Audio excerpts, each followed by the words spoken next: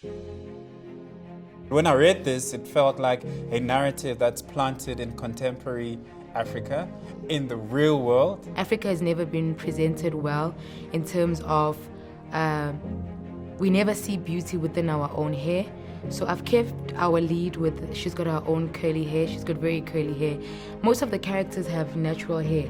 Here and there we'll throw wigs because obviously we live in a world where people wear wigs. But for me, I wanted to showcase that we can still look pretty in our own crown, you know, and we need to present that to the world. A big part of it is originally reading the script, getting a feel for the different characters.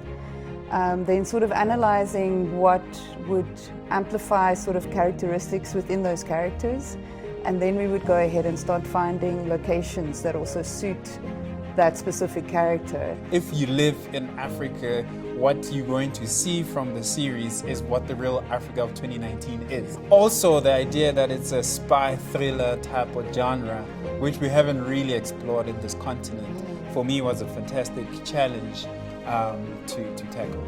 I think for me, this is my favorite project because of having to create something that has not been tapped into, and especially not trying to impersonate what has happened before in spy movies, because the only reference that we have to spy movies are international spy movies. But now we were given a chance to create our own superhero from around the block.